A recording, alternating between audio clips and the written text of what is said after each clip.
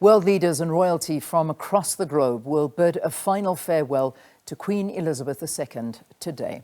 The funeral takes place after an official lying-in-state period of 4 days in which hundreds of thousands queued to file past the casket of Britain's longest-reigning monarch at London's historic Westminster Hall. Later this morning, the coffin will be placed on a gun carriage and pulled by naval personnel to Westminster Abbey for her funeral. Among the 2,000 in the congregation will be some 500 world leaders, including President Cyril Ramaphosa, US President Joe Biden, Emperor Naruhito of Japan, and Chinese Vice President Wang Qishan. Tens of millions in Britain and abroad are expected to watch the funeral of the monarch, something which has never been televised before.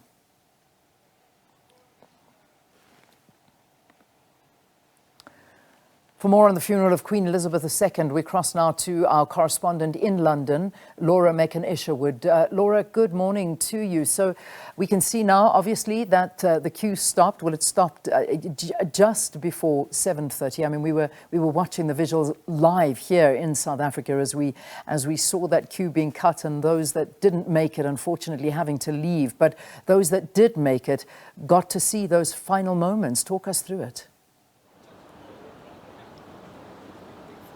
Yeah, they did. And those scenes, of course, of the officials telling those people that had joined the queue late on Sunday night that they simply didn't have enough wristbands, not enough space or enough time for those people to see Her Majesty the Queen's casket.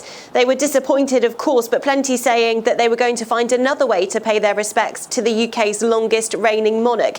The final people to have filed through that building behind me, the Houses of Parliament and Westminster Hall, where the Queen's coffin is currently situated on a catafalque, was 6:30 local time, 7:30 South Africa time. And so now the final preparations are underway for that funeral and the next stage of this process, moving that coffin from Westminster Hall and over to Westminster Abbey. That is where around 2,000 people will be gathering to attend the funeral service. Dignitaries, prime ministers, presidents from around the world have already descended on London, ready to go into that cathedral when the doors open in around an hour's time. And it's not until 11 o'clock local, 12 o'clock South African time, that the funeral service will begin. So those people that are taking their seats will have quite a wait. But this is such a huge operation that it's essential that everybody is in their place and is ready to attend what will become one of the biggest events that the UK has ever seen, and potentially the world as well. Yeah, it certainly is. And I mean, we've had a lot of people that have been weighing in, talking to, the legacy of the Queen and her massive role in the world and the changing world that we live in. And we live in a very different world to where she became Queen, and that is a fact. But Laura, talk to us about the mood, because we have, of course, I'm sure, London wide awake at this point in time as those preparations you talk about are entering into full swing right now. You know, we have seen, it's been a mixed mood, because obviously there's been the celebration of the King coming in, but the mourning of the Queen, and it's a very different kind of atmosphere that we've needed to find the balancing act to talk about. However, today, I imagine, is a very different feel. This is where they bid farewell to their Queen. Talk to us about the mood. Yeah, and you're right, because for the last week, we've been going through this transition, of course, of the monarchy. We now have a king, King Charles III, after 70 years of having a queen.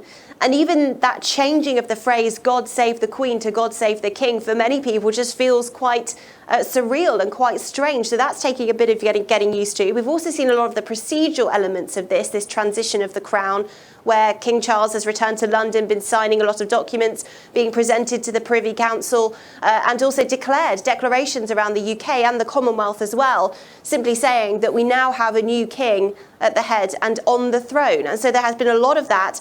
But of course, today is about mourning the Queen, remembering her legacy and her life. And as you said, when she came to become Queen, it was a very different world 70 years ago.